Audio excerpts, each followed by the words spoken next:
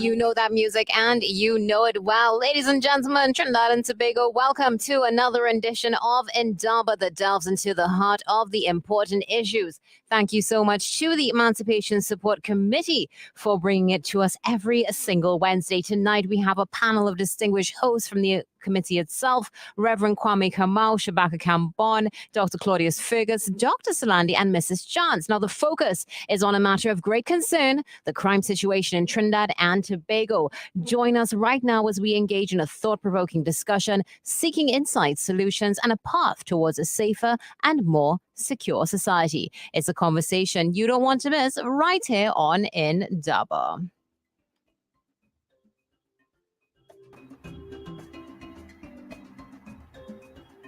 Thank you. Thank you so very much to you, Natasha, 91.1 FM Talk City.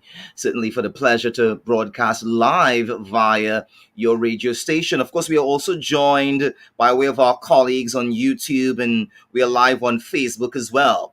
Per the advice of Sister Natasha, we are talking about all things crime in Trinidad and Tobago on tonight. However, before we delve into the crime discussion, and again, per her advice, we do have two very dynamic guests to talk about it.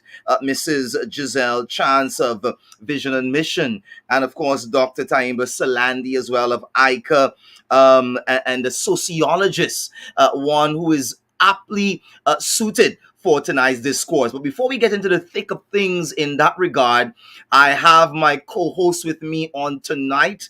He has been absent for one or two programs. Really happy to have him returned on tonight. And we want to ask him, he left our shores, Trinidad and Tobago, and made his way, of course, to Ecuador recently to participate in some powerful, what we refer to as activism there that involved the indigenous people, that also involved, of course, Afro-descended people. Tonight, we want to talk about his role, the raison d'etre. Why did you leave our shores and make your way all the way to Ecuador? We know you're an activist with a passion for the people, and you're always busy. You're always seeking, as it were, the defense, the protection, the advocacy of the people. But tell us, why was October 12th special in Ecuador, and what were the activities surrounding that historic visit? Again, good night and welcome back to Indaba.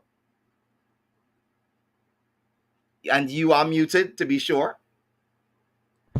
Right. Yes, brother. Thank you for that introduction. Yes, indeed. Generally speaking, of course, I will be here for October 12th. And October 12th tends to be known, or is becoming more popular, as the Day of Indigenous Resistance in the Americas. It was once a day that celebrated the arrival of Christopher Columbus, October 12th, 1492. And of course, since he has fallen into disgrace, as we have become more aware of our history and our past, more and more people have begun to celebrate October 12th as a day of indigenous resistance. And I dare say this kind of consciousness has even reached Spain. And you find that politicians there and activists there, every October 12th, they have a massive parade in the streets calling for the removal of the monument of Christopher Columbus there, and and remembering the day, commemorating it as a day of indigenous resistance. So even in Europe, in Spain, that consciousness has arrived. And so over the last couple of years, I've started working with a new platform for cooperation between indigenous and African people. It's unprecedented, I think, in our history, and something that I'm I'm very enthusiastic about. The idea is something that we would have always, something we would have done instinctively here in the Caribbean, in the Caribbean Freedom Project, in the Emancipation Support Committee. We would have always extended our platform to indigenous people. But now you have an initiative coming from indigenous people to consciously and deliberately create a platform for cooperation. It's called the Black and Indigenous Liberation Movement. And of course, those of us who are African have raised the questions over the use of the term black. And so even though that's in the title, all the discourse, all the literature coming out of that organization would reflect our designation as as African people or people of African descent. But the platform is a genuine platform for cooperation. And this year, the indigenous people of the community of Serena in the Napo province in Ecuador, in the heart of the Amazon, they would have invited us for the work that they were doing to try to protect their community from illegal miners. So, as you know, right across the Amazon right now, and in fact, all across South America, with the repression on the planting of coca and the transshipment of coca leaves for the production of cocaine, you have people now. There's this discovery that this river, the Amazon River, brings down gold. It just literally, you could go into the river in Napo with a pan, a basket, and sift the sand at the edge of the river, and by midday you would have a couple ounces in your basket. And indigenous people in these regions have known this for years. This was just part of what they did. They collected gold. If you remember, when the Spaniards came to the Caribbean, they weren't interested in plants and tobacco. They were interested in gold, and they found lots of it in South America. And of course, there's a new gold rush as people move away from the illegal coca planting and now going into illegal mining. And so these illegal mines use mercury. Mercury, pollutes the river, destroys the fish, it destroys the vegetation on the sides of the river, and of course, most of all, it damages the health and not just the physical but the mental capacity of the children of the indigenous people who still use the river to bathe, to drink water, to wash their clothes, etc. The river is still central to the life of indigenous people in the Amazon. You have some people who have not been contacted yet higher up the Amazon, and people who've only been contacted in the last 10 years, 20 years, 30 years. And these people are still attached to the river. They still, and so when you use mercury in these illegal mines, these makeshift mines, to separate the rest of the material from the gold, you are killing these people, killing the thing that provides them with life. And so the people of the Serena community have literally tried to come up with a blueprint to save their community. Because as you know, these illegal miners would come in and rent an indigenous person's land for what would be a small fortune for the indigenous person, but it would be only a small fraction of the money that they would make. And it would lead to destruction of the land of that person, the river, etc., and everything downstream. And so they have come up with a plan, an alternative economic plan for development of their community, which relies on their own ingenuity and creativity and everything outside of extractivism. And so they've created literally a physical barrier to their community with a guard hut that is manned all day by some indigenous person. And they've invested in infrastructure, and they've invested in indigenous fashion and filmmaking, and what you call and the use of their own unique plants and seeds and so on to create artisan work that they could sell, things that they could sell, whether it's be hammocks and clothes or earrings and jewelry and so on. And so they're trying to find these alternatives to extractivism. And of course, they invited African people on this BILM platform, Black and Indigenous Liberation Movement platform, to be there to witness this, to participate in this, to understand the work that they were doing, to publicize the work that they're doing internationally, and to stand with them on October 12th when they marched into the city of Tena to let their case be heard in front of the authorities there on October 12th. And so they declared that day in Tenor the Day of Indigenous and African Resistance, recognizing that that day is also very important to us as a people. It's the beginning of the transatlantic slave trade and the genocide of indigenous people, but also the transatlantic slave trade, first in indigenous people and then in African people, something that would come to dominate our history here in the Caribbean.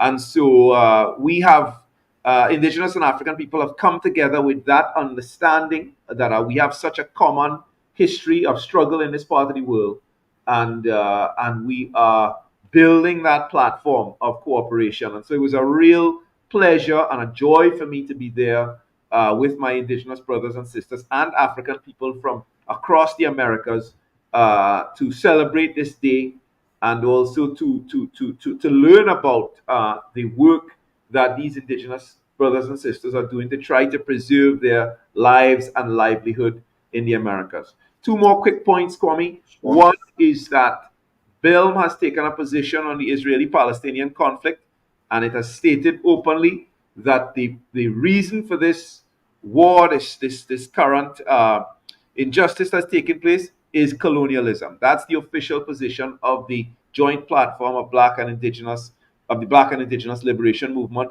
which represents something like over 200 now African and Indigenous organizations from about 20 something countries. And so it's that platform has taken a clear position, and it reflects our own understanding of our own history, the role of invasion and occupation, and the setting up of a society based on first class and second class citizenship or apartheid. That's part of our history, and we call it colonialism.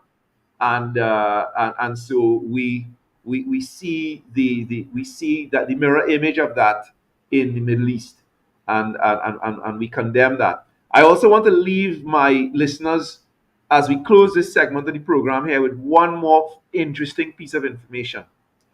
And this has to do with the discourse I've had with indigenous people personally and the tragedy of their colonialism and the recentness of it. So I'll give you the thing. I spoke to a woman from Guatemala whose grandmother just died, and she was mourning her grandmother's life, but she was also, in a sense, celebrating the fact that she had passed on, and she thought that she would suffer no more. Why? At 15 years old, the custom was in Guatemala, where she lived in the highlands, that the person who owned the land that they lived on, the person who had come in from abroad, the European who had come in, a German in their case, and lived like a lord, and they are like serfs on their own land, their traditional ancestral land, he would have access to the girls on that land, just like they did in Europe back in the day, at the age of 15. So her great grandfather and grandmother would have dressed this young girl up in her best clothes and sent her to the so-called great house, or the house of hell, on the estate, where a German man would have robbed her of her innocence at 15 years old, her grandmother. And that was the custom for all the women who lived in the space that she lived in as a Maya person. And she talked about how that experience caused her grandmother to suffer her entire life, and for her grandfather as well to marry this woman who had suffered in this way, and to have to deal with that indignity himself as an indigenous man. And so when we talk about colonialism, this is the kind of crime that we're talking about, and I just wanted to make that clear. And this is why we come together with this kind of background, this kind of history. It is only natural that African and indigenous people would find a way to cooperate and a way to struggle to make a better future for us all. Thank you. Well, thank you so much for that. Keep up the good work that you're doing, not only here locally, by way of what you're doing with our Crossroads Freedom Project and the ESC, but also within the Caribbean, within South America, Latin America, Mesoamerica, and North America. You've made a brilliant point, which allows for a fantastic segue into the next segment. And so hopefully we can be joined now by Dr. Taimbe Salandi and that of Mrs. Chance, Giselle Chance, to speak to crime on a broader level. My first question, even as I greet the both of you, very distinguished guests, would be leveled, as it were, in the direction of Dr. Solandi, and I know you can absolutely handle this one. We were hearing about all kinds of crimes being perpetrated against indigenous people in Latin America, in South America, by way of the destruction of their natural lands and habitats. Certainly, in this case, the river, by way of illegal mining, the use of mercury, such a very deadly, such a very lethal toxin that has so many side effects. We heard about, of course, the so-called, in inverted commas, great house, and the way that young woman would be taken to this great house to lose their innocence. Certainly, when we look at what is happening in what we would call the global south, there's so much hurt, there's so much trauma taking place, there is so much pain and suffering taking place. Is it any wonder? Is it, and all puns intended, is it by chance that we seem within the global south to be struggling with issues of crime and criminality, as hurt people, and as we grapple with the epistemic violence of what we've received intergenerationally? Is this part of the reason why we see so much crime manifesting itself within our global south space? Again, pleasant good night and welcome forward. Rastafari don't say welcome back, so welcome forward to Indaba. Pleasant good night, Dr. Salandi. Thank you for having me. Certainly, when we talk about crime, we usually just talk about it in a very narrow sense, and we don't often disconnect it to longer historical realities, where some of the worst crimes ever recorded happened right here in the space of the Caribbean and the wider global south.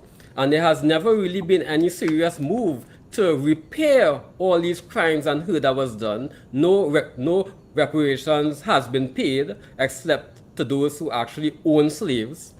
But to those who actually suffered from all of these systems, what has been done?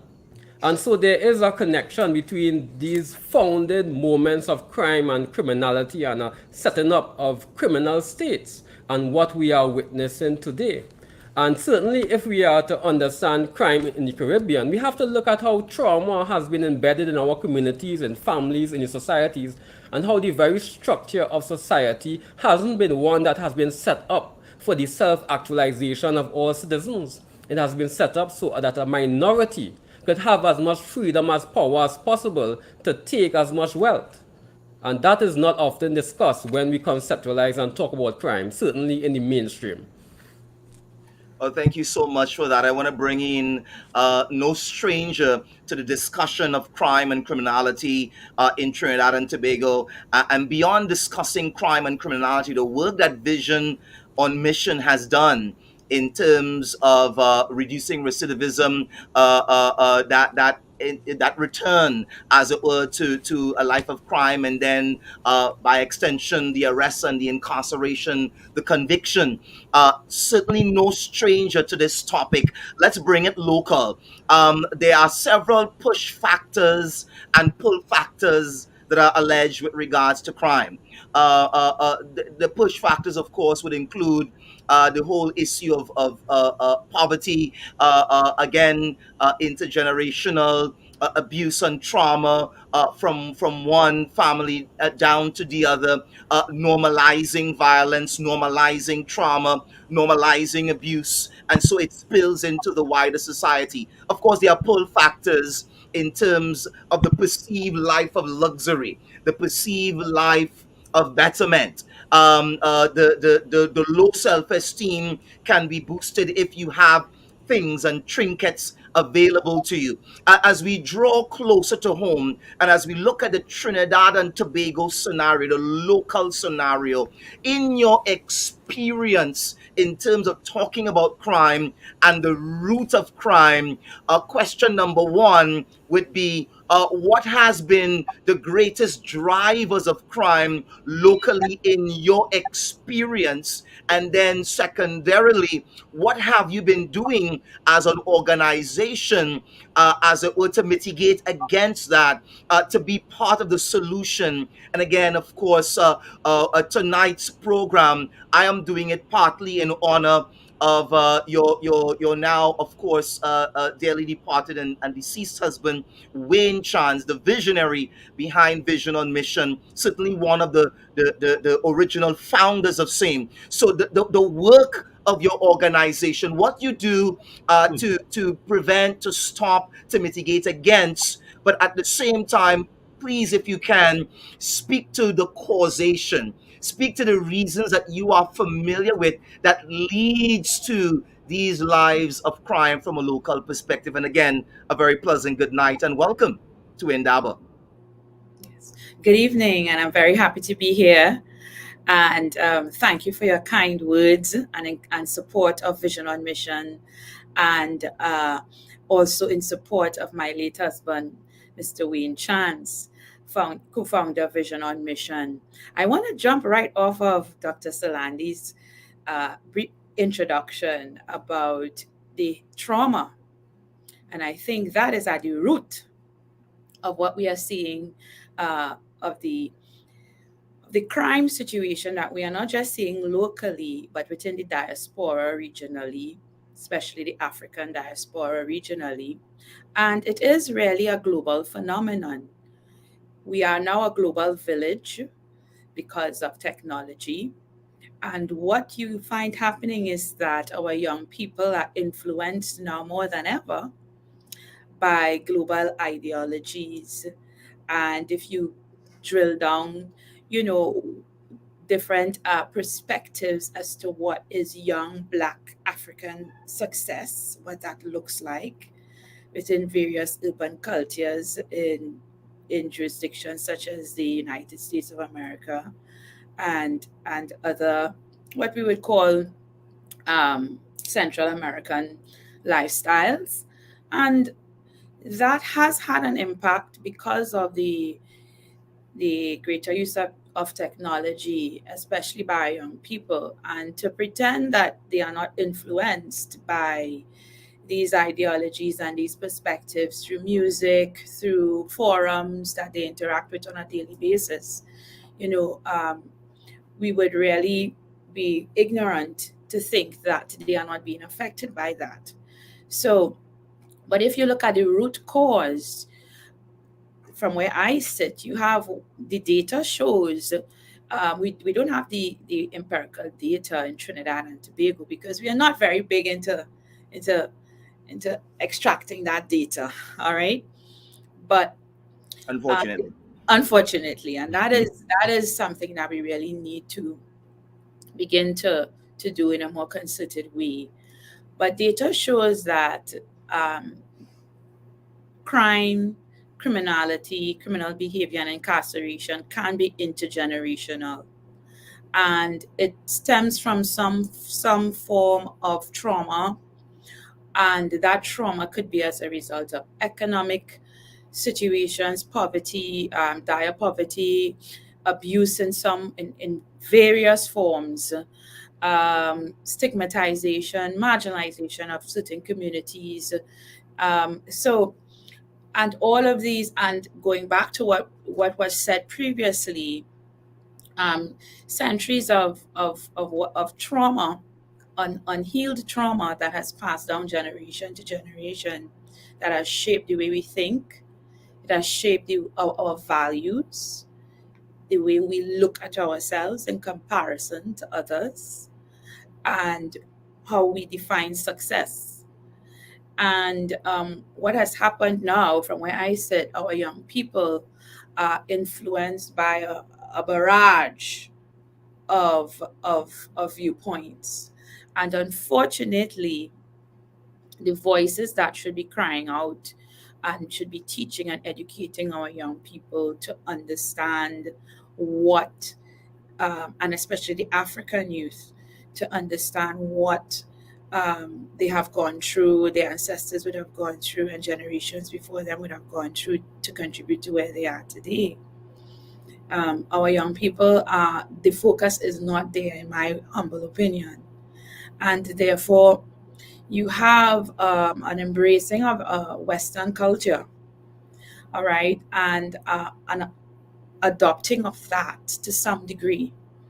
And then when you mix that in with our own local cultures and norms and issues that we have with our society and patriarchal systems and all of these, it's a lot, right, to deal with. And our young people feel that way. They feel overwhelmed sometimes. And when you add all of these factors, you have a situation where our young persons, they are gravitating to what they think brings them power. And I'm getting down to what I'm seeing in the in the young persons that commit crime. All right. And what you'd find is that many of them have struggles with the educational system. All right. In addition to what I just spoke about, and personal family history and intergenerational issues. Most of them, the root of their issues start with the educational system and how they interact with that. And when you add to that other issues such as learning and developmental issues, cognitive issues, mental health issues, substance abuse issues, when you add those things in, you have a group of young people that in my view does not have the adequate support systems. I'm not saying that they are non-existent, all right, but it is inadequate, all right, to be able to dissuade them from an alternative subculture and lifestyle. And what you have found, what I've found in the young men that gravitate to a life of crime is that they don't find power within the pen and the academia. They are unable to find power within the financial and economic system because of how it has been designed to preference certain ethnicities because of, you can go back into the whole history of that. And that's a perception, okay? And we can debate whether it's a perception in some cases or whether it's a reality. But the fact is, this is how they are looking at the world, and therefore they are not getting the power to move up the ladder, to take care of themselves, and to gain a sense of um, what should I say? Gain a sense of confidence within the social system through the traditional means of academia, education, and being employed in your normal everyday jobs. And what they have found is that, okay, I can gain power by taking up a gun. And Sister Chance, we yes, have one of our commentators online here, Mr. Corey Gilks, has commented that street level crime, in terms of what you said, is most definitely intergenerational. When we yes, consider that places like East Port of Spain were hotspots since the 1870s, according to Professor David Trotman's excellent book, we are looking at a self regenerating cycle of dispossession, elite impunity, and a systematic locking out of working class communities from the political process. Add to that, inherited from colonial era ideas of inherent non white criminality. yes, That's his comment. And so he's saying that yes, indeed, there's evidence to suggest that street level crime is intergenerational, but it's very much related to and connected to the systematic locking out of the working classes from the rest of the society and the inherently racist culture of policing inherited from the colonial period. Perhaps Dr. Salandi, you'd want to comment on that? Well, certainly. So I think that that's a really important comment because I personally disagree with many of the mainstream ways that crime is conceptualized, as if Trinidad and Tobago is a paradise that is only being spoiled by certain criminal elements, mainly young men in so-called hotspot communities. And the idea that crime could be solved by more police or giving the society more reserves from the army or more billions for national security. So I think that fundamentally, some of the crimes that overly focus on street level crimes perpetuated by young men in certain communities, and which neglects our overall structural picture of a society that we have inherited, that have been structurally flawed, that has been unequal, that have given people privileges and preferences based upon how close they are to the skin color of the Europeans, given certain upper and middle classes more privileges, and the entire arrangement of a society which is based upon giving a few people access to an inordinate amount of wealth. And there's a 2022 Global Inequality Report that looks at the certain realities in the Caribbean and Latin America. And they found that 10% of the population owns 80% of the resources. So the very limited scope of how we talk about crime without looking at issues of corruption, issues of democracy, where democracy is seen as something you go and do once every 5 years, but the ability of citizens to have a deeper participation in the decision makings that govern their society and their community, we don't have that. Our leaders do not have a tradition of being able to listen to the people and channel the best of that potential towards formulating better ideas of development and better ways of spending the money that belong to the people. So I think that this narrow focus on crime doesn't allow us to address wider issues such as constitutional reform and even the inability of politicians to transform the society that they inherited since independence. So since independence, we have gotten a flag, we have gotten a national anthem, and all of these symbols of independence. But to what extent have our leaders worked hard to really build a vision of the people where all of the inequalities and structures of oppression and racism and classism that came to us during the colonial period have been overturned? They haven't worked to address the trauma of all of that. So today, more than 50 years later, I think that we are reaping not only things that come from the colonial inheritance and influence, but many of the poor leaders of parties from both sides of the political divide who have never seemed to have political will beyond lip service to go into the communities and understand what is wrong and to support persons who are doing good work and to do the work needed to achieve constitutional reform and a deeper stake and participation of ordinary people in this so-called democracy. We haven't had that. So in many ways, what we see today as crime, I don't want to cut you off, but I want want to interrogate. I want to ask something, Dr. Solandi, because you're trending on a powerful point, and I'm not stopping you. I'm giving you more fuel to run. And this question has to do with, based on your analysis thus far and your very sagacious response, question to you: capitalism as a construct, as a system, and the form of democracy that we have inherited, would you say yay or nay? And of course, you can go on to explain why, whether or not the very systems that we have inherited, the economic system and the social system, whether or not the very system is not only perpetuating crime, but is in itself a criminal enterprise that we are yet to break ourselves free from. Speak to that even as you continue. Well, certainly our first prime minister, the so-called father of the nation, he would have instituted economic ideas coming from Arthur Lewis, which spoke about industrialization by invitation, a type of capitalist development that privileged private capital and foreign direct investment. So there was never really the movement for us to build a sort of economic independence and to harness the power of the people for economic transformation.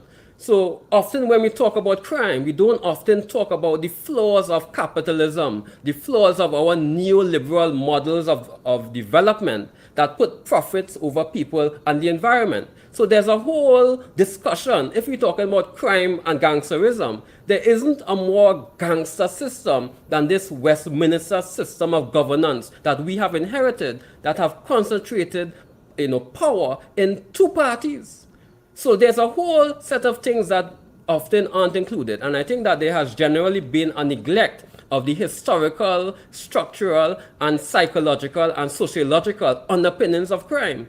And more so than a neglect, there has been a resistance by our leaders to go into the deeper factors of crime. Because if we are to really seriously deal with crime in this country, we would understand how many of our leaders have contributed towards the underdevelopment of the country, which then leads towards crime. We'd have to talk about all our major institutions, from mainstream media to education to religions, and the role that they have played in bringing about some of the attitudes that we see in our young people.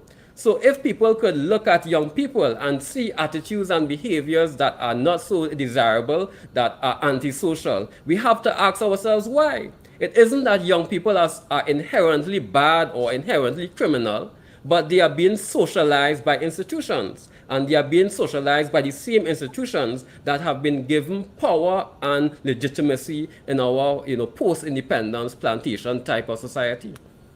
Yeah, and Dr. Salani, I think that all of this really stems from the way the lie that we have bought into about our past, which does not allow us to have an honest assessment of our own history, of the role that our history plays in our present.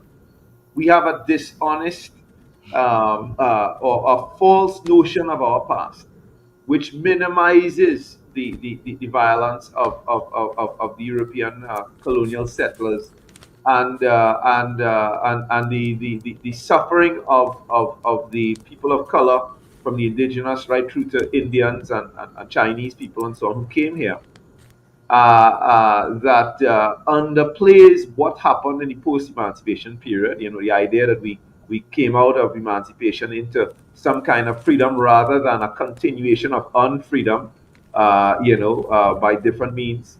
And that lie is told in our public spaces. When you look at our public spaces and you see the people that are honored in those public spaces in our literature, I can't help but pick up this book by what's his name from Diego Martin. This book about the father of Diego Martin. What's his name? The slave master down there. Begorat, Saint Hilaire Begorat, written by his own grandson, which celebrates him as the father of Calypso, the founder of Diego Martin, and one of the great figures in our history, when he is by far and above the most evil slave master in our history. That type of inverting of the evils of our past into something that is beautiful and wonderful, and that living in that lie is the root of our inability to understand. We just, because we have such a wall of lies, it's impossible for us to really understand our past, and therefore to build the things we need, to find the nuances and the details we need to the freedom actions we need to take to build a better future. That's the sadness. Yeah, I sister. wanna bring our queen, the soul sister, in the room, Yeah. into the conversation. Yes. On Indaba, we don't engage in conversations. We support the Rastafari. Rastafari say no to con business. So as we continue a conversation, let's talk about the role of the media. My brilliant colleague, and I always bask in his presence, talks about the wall of lies that have been told. And unfortunately, the media plays quite a role in that regard, in terms of perpetuating all kinds of lies. We thankfully are on a platform tonight that is encouraging, stimulating an intellectual, most erudite, conversation. But that's not the norm in Trinidad and Tobago, is it? We have a street culture, we have a gang culture, we have a ghetto culture, we have a urban culture that is targeting young black people. And it seems as if the young black men are suffering more so than the young black women, or perhaps they are suffering differently and they are more susceptible in a different way. So rather than suffering more, perhaps they are suffering differently. Speak to the role of the media in really creating a narrative that makes being a criminal element at the lower echelons okay, perhaps even akin to a certain form of heroism, a certain kind of Robin Hood of sorts, and speak again to the differences in the impact that the media has had on the young males versus the young females. What is it that is preserving and protecting our young women from the life of crime that we see a lot of the young men heading, into at such great numbers? Speak to those issues if you can, please. Yes, so I'm going to start off by saying that to jump off of the discussion where you have these classism and basically when you get to the root of the matter, there's injustice as to who is really being held accountable for what types of crime. So getting back to the media, you tend to find a great intense and a great focus on street crime, gang behavior, murders, petty crime, what we call petty crimes. And what you all were talking about, what the other two guests were talking about, the more systemic, the more what you call white collar crime, sorry, that is systemic, that is linked to corruption and a certain level of classism, and it has embedded itself into the way we we create policies, the way we run our systems, and all of these things. What has been perpetuated is the focus on the young black man. And you have persons saying, and to me, it may appear from where you sit that the young black male is the main culprit, all right, and is the identity that has to be chastised and vilified on one hand, and then when you look at the other hand, they are encouraged through uh, social media and through media to embrace a particular lifestyle, a definition of success, and ideologies. So you have two factors that's happening at the same time, and because of the scapegoating of the African male, you have you have this. I think it's curated, this and it's continually presented and packaged in a very glamorous way to and to use, to be honest, to fool and to trick and to persuade our young black African men to think that that is the epitome of success and power. And that is where, this is my humble opinion, we cannot afford, because I'm about solution. I'm a solutions oriented person. So while I acknowledge that we have an issue of deep trauma, we have an issue of miseducation, we have an issue of education, proper education. We have to decide as a African community, in particular, all right, and the Black diaspora by extension, we have to be determined to begin to teach our children, all right, who we are as a people and what is our value. It regardless of what's happening, in the capitalist system, in our politics, in our institutions. Because if we are to wait for that tide, for the turn in the tide, we may be waiting forever. All right. And we can continue to advocate, we can continue to lobby and to have our voices out there, to lobby for constitutional reform, lobby for legislation that would ensure that there is equal opportunity for every race and class and so forth. But beyond that, we have to wake up as a people and decide. It's a decision to heal. And what will that involve? What does that look like in a very practical sense? Because, as I said, there's and to Yeah, answer your question, media glamorizes a particular, and it continues to perpetuate and feed our young Black urban youth a particular narrative and a lifestyle. And they think that that is the definition of success. yeah. I think that let me just add this. I want to bring Dr. Salandi in and let him respond to that the issues that you've raised there. But I also want to point out that I live in the West here, and I know lots of children in Carenage who are malnourished, who just, the level of poverty is so severe that you can tell that by the time they're 13 and 14, they're so stunted they look like an average 9-year-old or 10-year-old in terms of their height and so on. You can only tell that they're older when you see the agility and so on. Something seems off, but these kids don't have sugar water in the morning for breakfast, and they know of a bourbon biscuits and a chubby for lunch.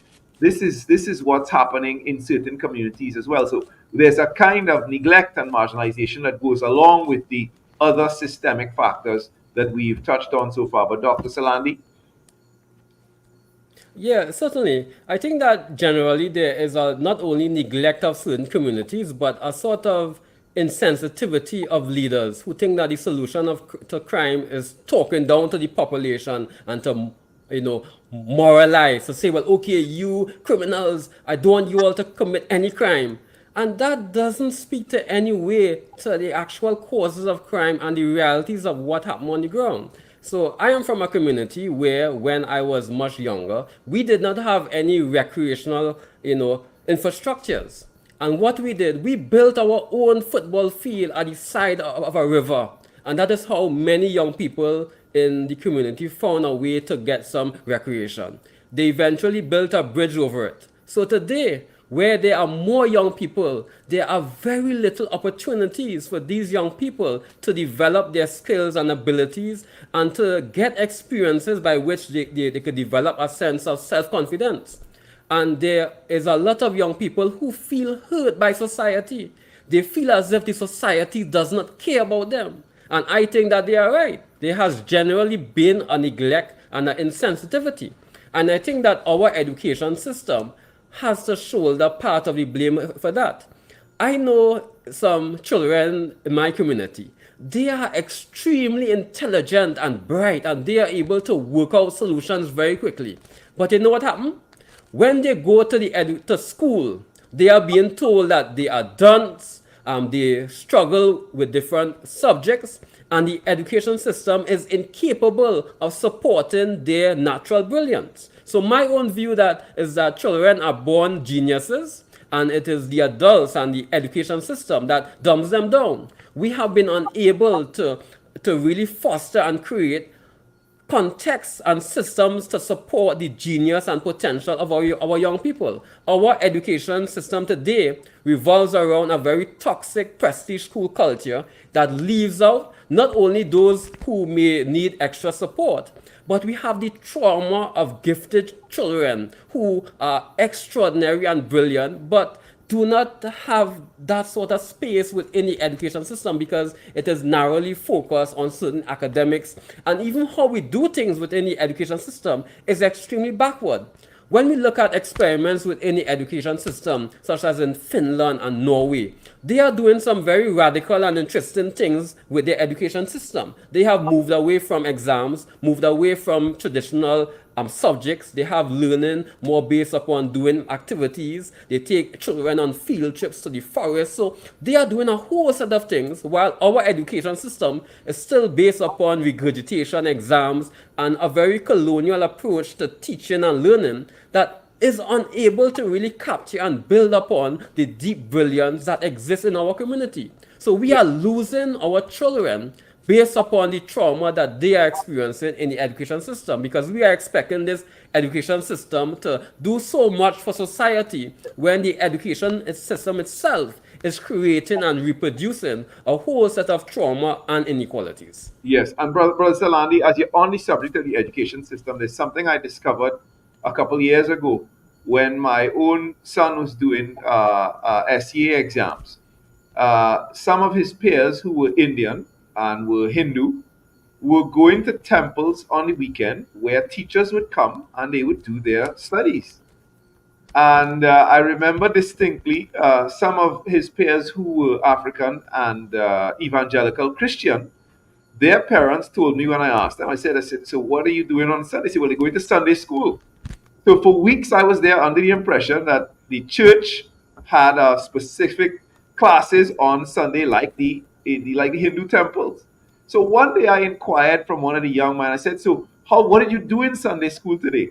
And he said they went in and they watched cartoons on different Bible studies. So I asked the parents, "Do they ever bring the teachers in? Do they ever study on a Sunday?"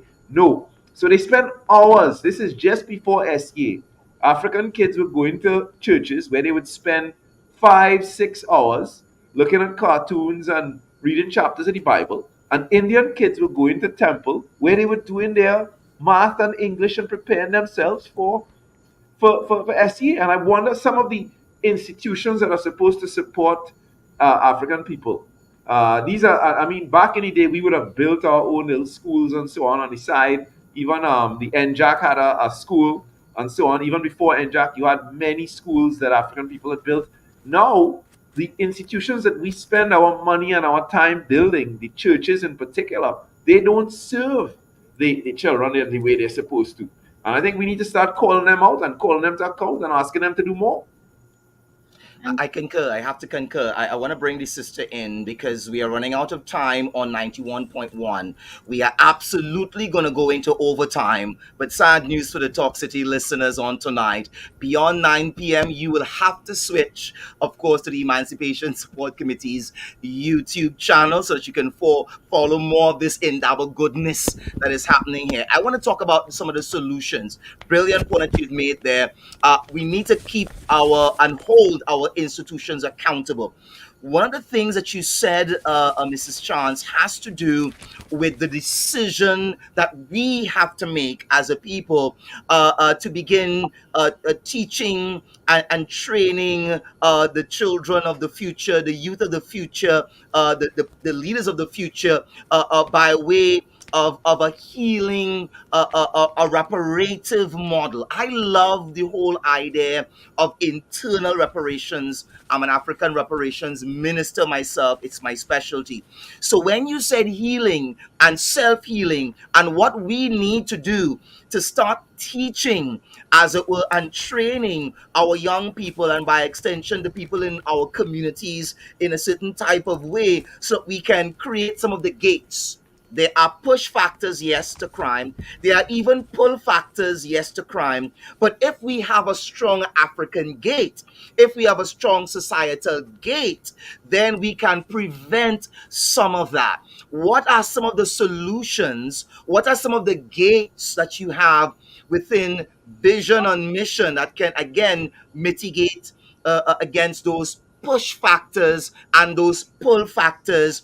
We have people target marketing our young people with all kinds of violence. They are pushing a certain narrative down their throat, and they are the same ones who are profiting from, of course, their incarceration, and all else that happens when they get involved in criminal activity. So we focus, as Daniel Frederick said, on the lower levels, the lower echelons of crime, forgetting that the society and its very systematic approach is in itself more criminal than the people that we are targeting. Speak to me about the gate. Speak to me about the reparatory process. Speak to me about the healing process. What are you doing? And how can we, the listeners tuned in tonight via YouTube, Facebook, and 91.1, how can we help? Okay, so before I answer your question, I want to take 30 seconds to say that a multi-sectoral approach is needed from a strategic perspective to treat with the crime situation. There's not going to be any one institution, any one body, any one group of people that's going to be able to solve this problem on their own or on its own. And so from the top, leadership is critical. Without vision, people perish. So we have to. So what I'm going to say is within context of that. So you need visionary leadership. You need leadership that would ensure the proper legislation is in place that would ensure that there's equity, justice for all, that there is an approach towards restorative justice and inclusion and all of those things, and that trickles down to legislation, it trickles down into structure, it trickles down to processes and systems and people, education, our values, integrity that has to permeate throughout all institutions. We have to hold people who commit crimes on the upper echelons of society accountable. But let's set that aside for now. How do we deal with the what we call street level crime, the people that come to Vision on Mission every day, the lads transition out of YTC, the persons coming out of the convicted and remand prison? How does Vision on Mission play a role in that? And the first thing is that we recognize that these are human beings, one, and they are products of our society, and therefore they cannot be shunned to the extent that is prevalent in our society. So we have to continue to educate, and that's what Vision and Mission does on a weekly basis through our radio program. We educate and we advocate, and we inform the public as to what's happening. Why do we create these type of citizens, and what are the factors that are involved in that? And then we treat with the root issues and the root causes of our clients and why they have made the decisions they have made. And we deal with that on a case by case basis. It's different for every one of them. Some may have mental health issues, another one may have substance abuse issues, some may have intergenerational issues of crime and violence, economic situations. Giselle, you are talking about treating people who come out of who have paid their dues Yes, as human beings, seeing yes. them, understanding that they're products of our society. In a sense, they're our responsibility, our It didn't collective drop from the responsibility. sky. It didn't drop from the Do sky. you Yes. notice that there's a change in the dialogue recently with the idea of stand your ground and cock it and shoot and all these different types of that type of rhetoric coming from the politicians at one level, and the words like cockroaches and so on being used to describe the and pests and so on. Do you see a kind of intensifying of the attitude which suggests that these are not human beings, that they don't deserve our any kind of help from the society? Well, it's from where I sit, it's simply political strategy. Crime can be politicized and can be used to gain political points, and therefore people can and politicians tend to use language that would cause people who are afraid to think a particular way and not under and to incite a particular stance. And that stance is to view the criminal element as something that is separate and apart from the society, as if they just appear out of thin air. All right, and and that is not the case. So What has to be done is education and advocacy to educate the public in the midst of all of these voices, whether they be political or otherwise, to educate the public as to what are the root causes of crime, what is society doing to contribute to criminal behavior, and what we do in Vision on Mission is we take is what is called a restorative approach. And what that simply means is we do an assessment of the person's needs and their issues, and we ensure that they get the best support that they can, and we also assist them with cognitively, and that's just a big word for saying consciously recognizing what they have done to society and the impact that they have had on society, and what they can now do to heal themselves and become better contributing members of society. That's what we do in Vision on Mission. Now, we do it in a number of ways, but that's in essence what we do. And Excellent. and the thing is, if we don't do it, and society would say, okay, let's just lock them up, throw away the key, hang them. That's that's all of those ideas are unrealistic expectations. Yeah, let me just address that, and I'll bring Dr. Salandi in. That when we look at the world, Dr. Salandi, if you go to Australia, the people there who were the greatest victims of oppression there, the Aborigines, they're the ones who find themselves operating outside the law. If you go to any part of Central or South America, the people who have traditionally been the main victims of oppression in those societies, the indigenous people, and in the cases where Africans were brought in, they find themselves together in the jails. And if you go to parts of Europe where certain aspects of the society, minorities and so on, within the European context, have been marginalized and so on, they are the ones who find themselves in this thing. So it's not something that is inherently wrong with the Afro Caribbean person, but it's something, Dr. Salandi, correct me if I'm wrong here, that has to do with their relationship with the society, both presently and historically. And therefore, the onus is on us to see them as full human beings and a product, as Sister Giselle said, of our own making. Yes, sometimes we assume that the law and the legal system is there for our best interest, when in fact the legal system we have and even our own police service, these things derived from our experiences of colonialism, which was about creating a society for and by the elite. It was never about protecting our rights and our interests. And one of my issues with a lot of mainstream crime plans and movements for healing and justice and all of that is that it usually draws upon ideas, theories, and concepts coming from the same persons and authorities who are responsible for creating some of the fundamental roots of crime in the first place. So having a Caribbean indigenous conceptualization and solution policy framework for addressing crime, I have not really seen that. I have seen a lot of foreign consultants being paid millions and millions of dollars to come here and conceptualize and provide solutions.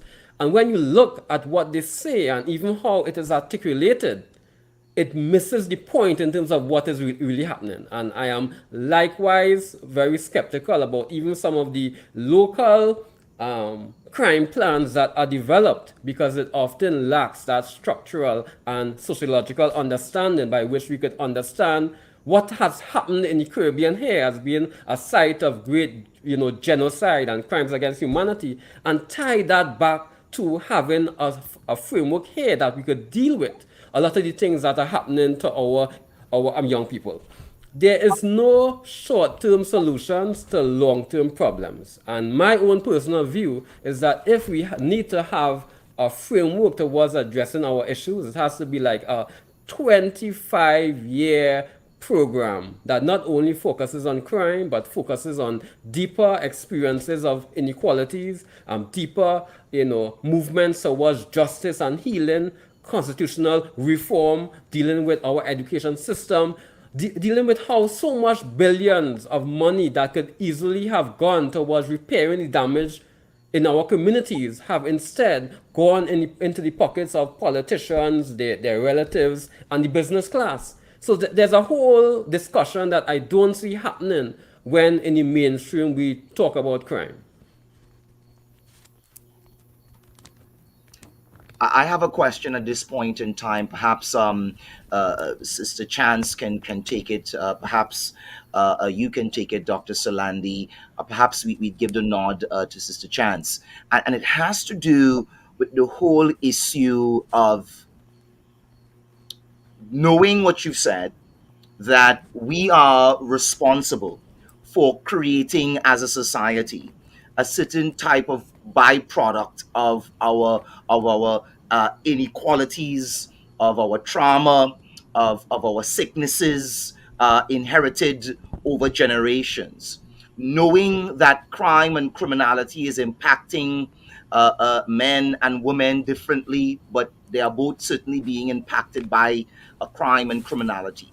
Knowing that some of the very funders and perpetrators of crime, and I want to talk about this especially, based on the Figaro report that was done, we have learned in Trinidad and Tobago that there are no African persons who are cartel bosses, who are the dons. That is the exclusive domain of the Syrian community slash Lebanese community in Trinidad and Tobago, the East Indian community in Trinidad and Tobago, and the Chinese community in Trinidad and Tobago. We have been historically playing the role of the hired gun, the hired mule, etc., blocks pitted against one another, fighting to the death and finding themselves paying the greatest penalty, so to speak, in relation to crime, being targeted always. But there are those who seem to be getting away scot free with the financing of it, with the funding of it. There have been several reports, including the reports out of Scotland Yard that implicated persons in high places. These are things that are not within our remit to change. However, at the grassroots level, the people who are tuning in tonight, the people who are listening in on tonight, they want to be part of the solution. They want to help. Part of what was said in the chat earlier on tonight is that we need mentorship programs. Other persons have suggested that we should engage in after school programs. Again, providing the same type of practical education and support, the likes of which my co host talked about. Others have mentioned a need, of course, to overhaul the entire system. That's going to take some time, and that's not within our immediate remit. What are some practical things that we can do now?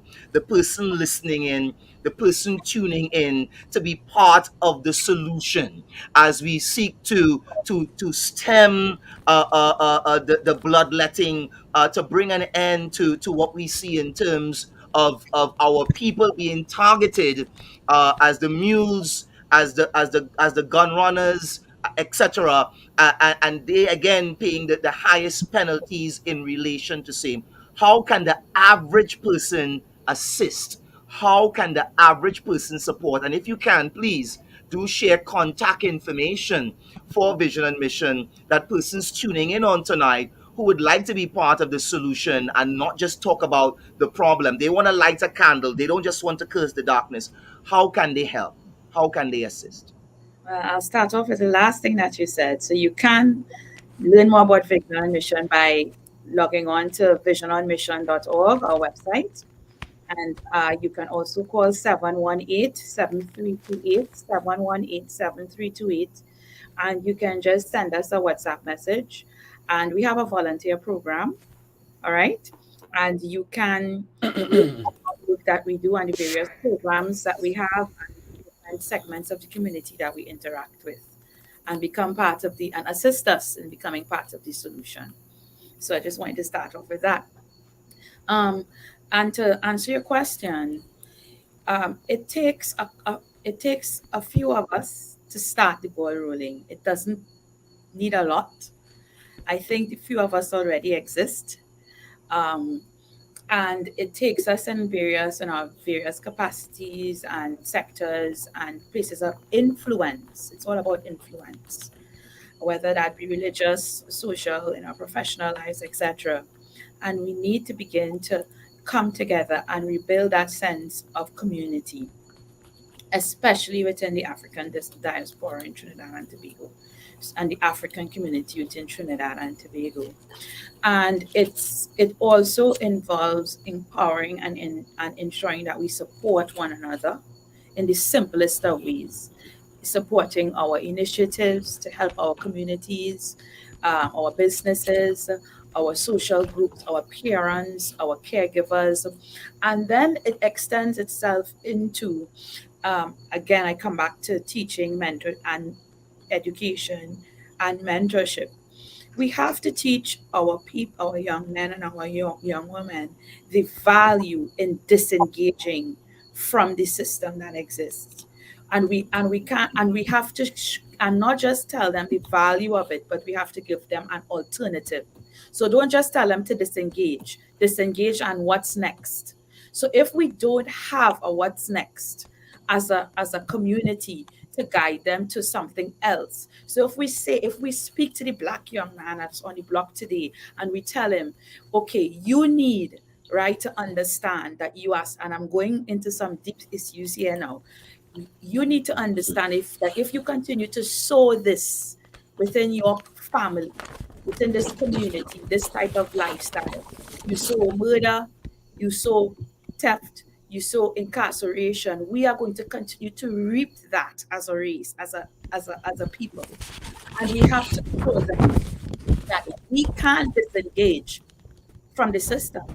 If there's no mules to carry anything, how it's going to be carried? But we have to show our young people that there's an alternative system that they can enter into. Does that exist? And who's going to create it? So we have to come together, and it's simply that.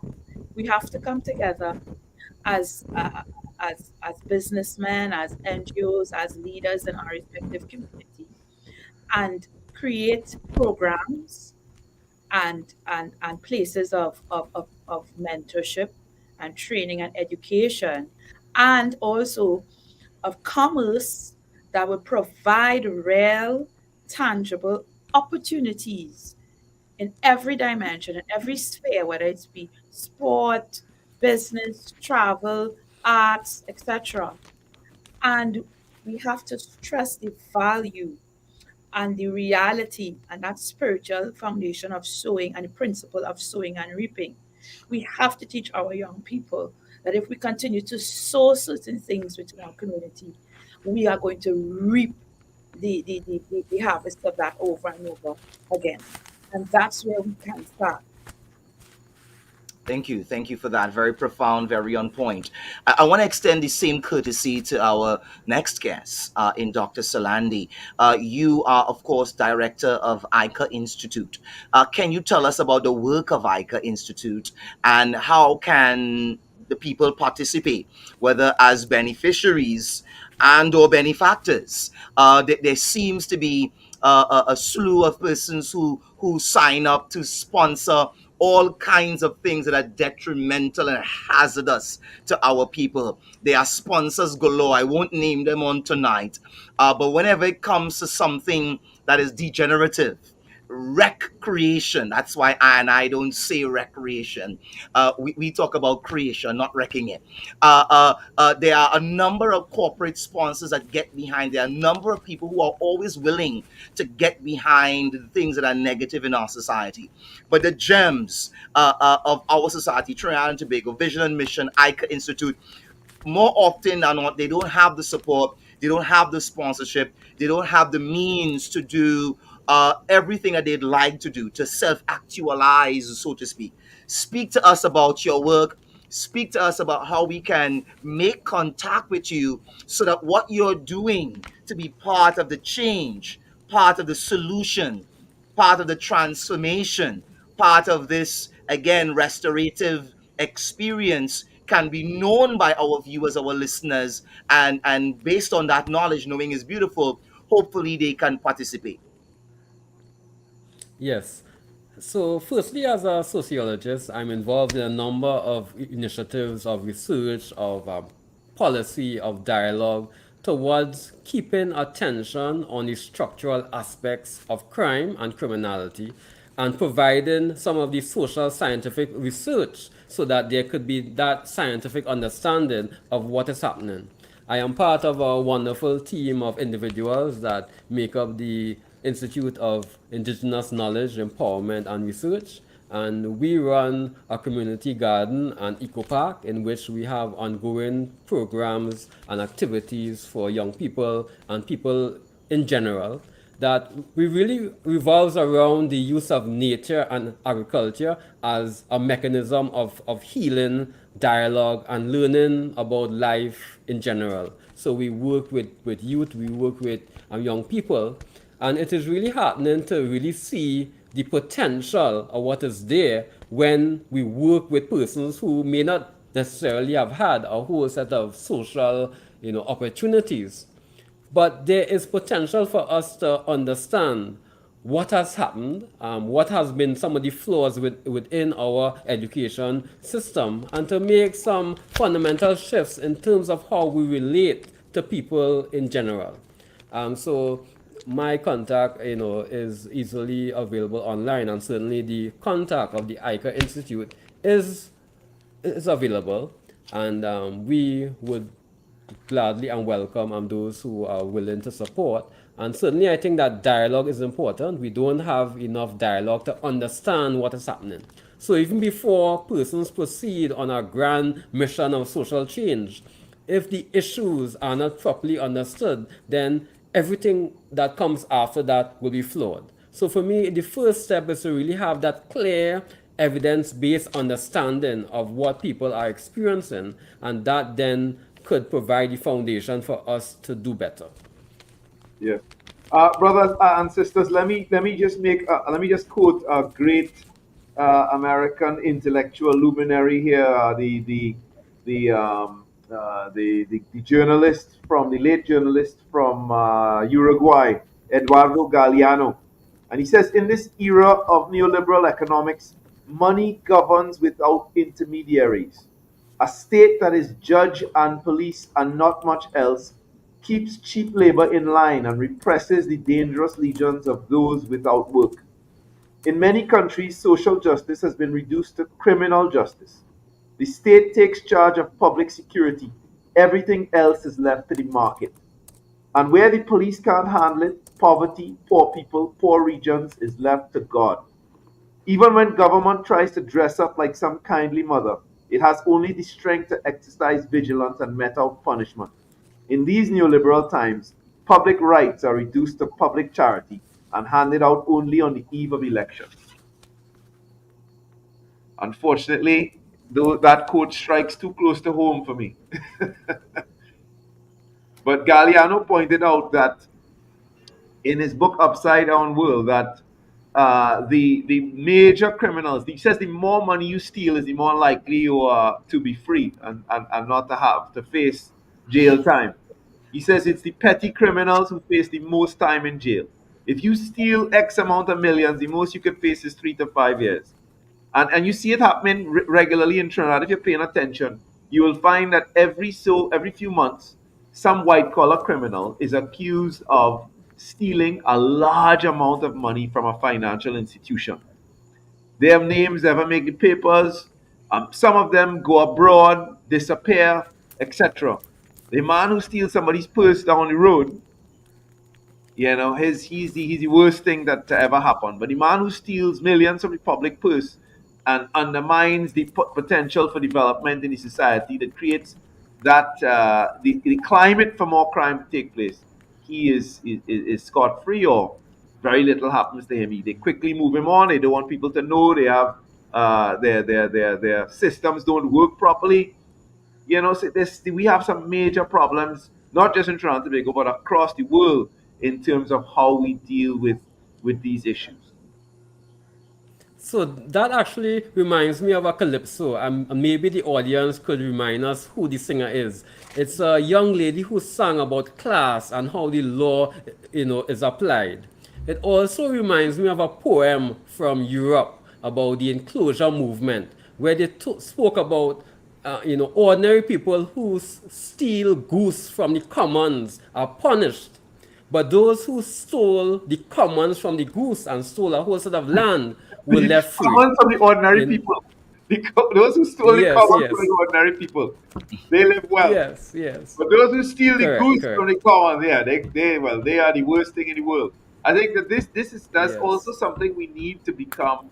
That type of consciousness needs to be clear with us. I see Giselle is doing the work; she has that consciousness, but we rest of us need to get some of that consciousness, and to recognize that crime is a product of violence, right? Crime is a product of there are different types of violence that exist in a society. And crime is a product of historical and contemporary violence. Trickle down economics is violence. And you will have crime coming out of that kind of violence. And we as a society collectively are responsible for the crime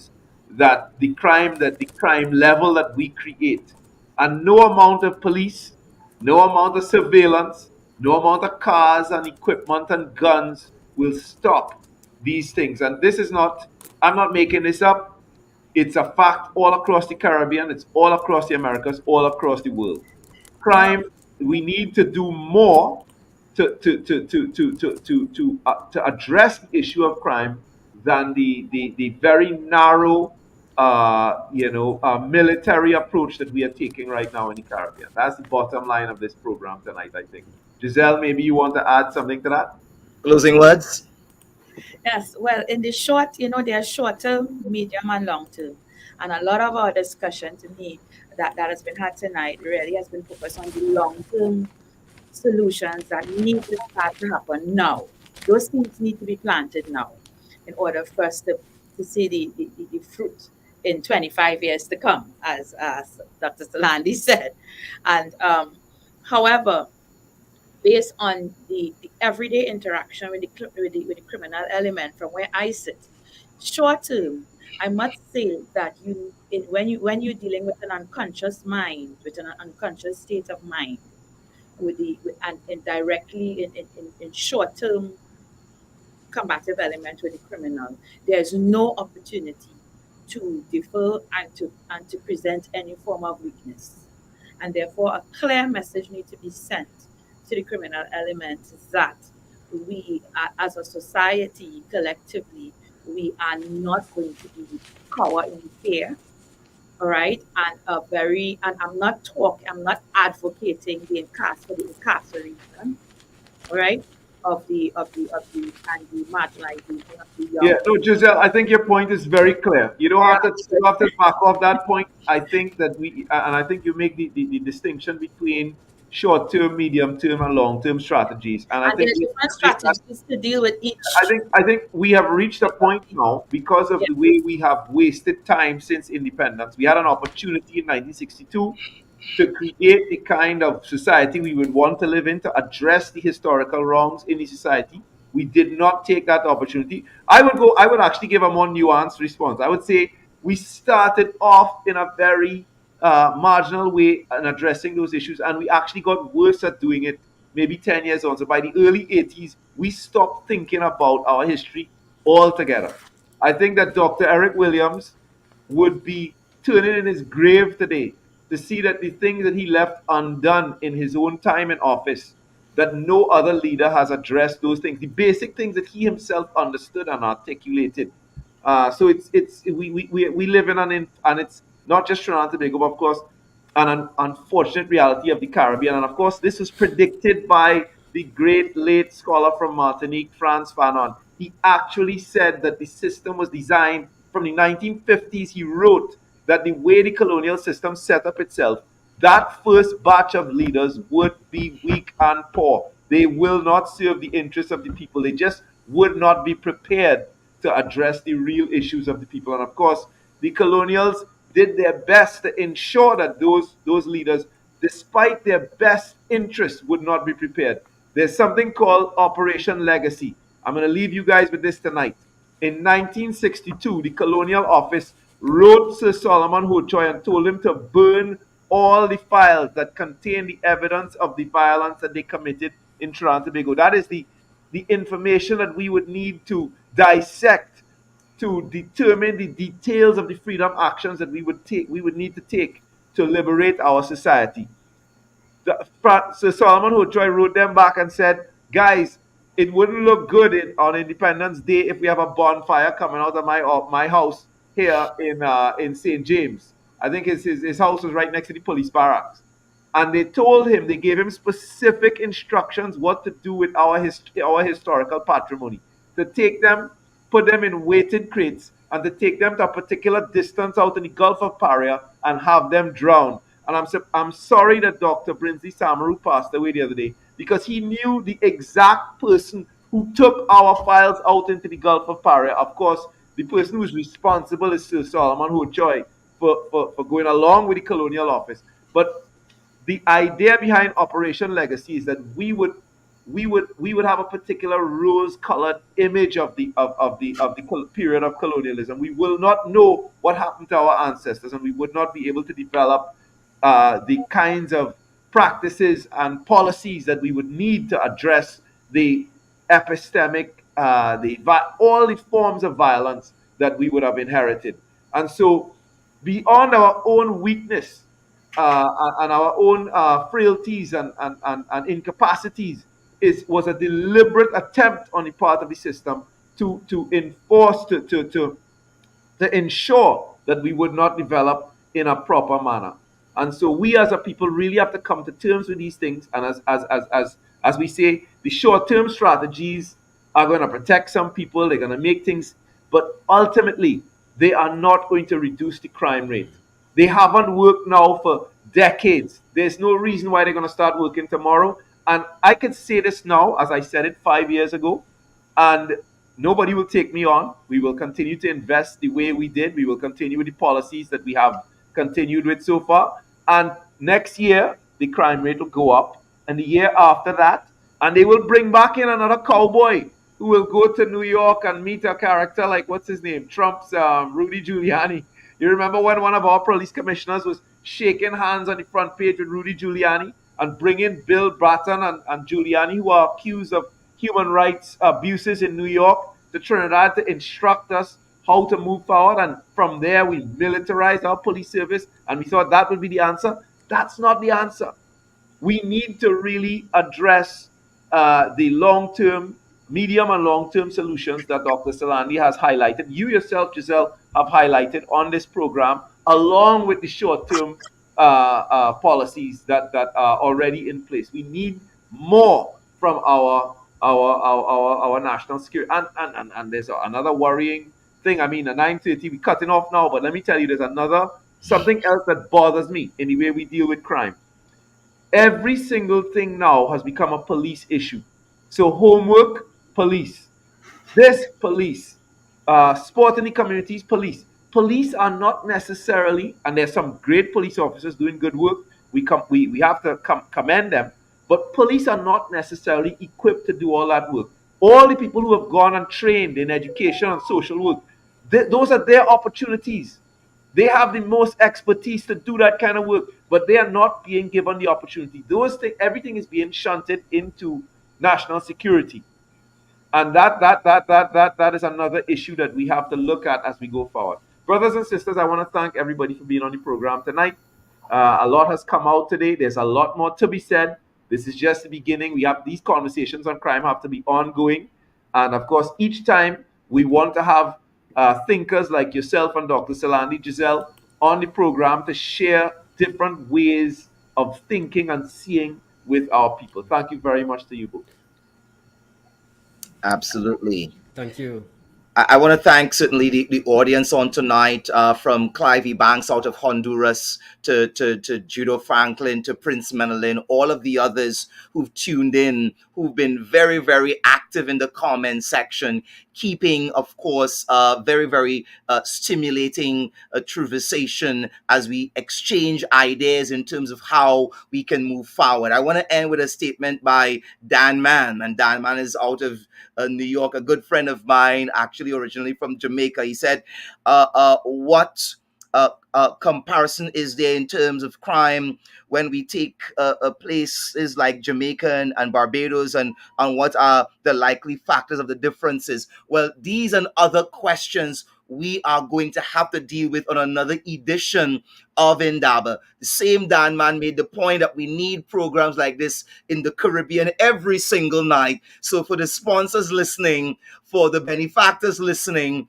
we are ready. We would certainly love to have you. That's not a problem for us, but we need more positive information if we have to achieve critical mass. Thank you, my sidekick and co-host, for again your very stimulating and riveting contributions in terms of tonight's program. You've been sorely missed. Glad to have you back.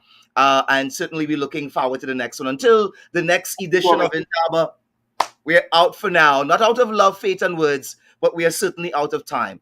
Take care. God bless. Bye-bye.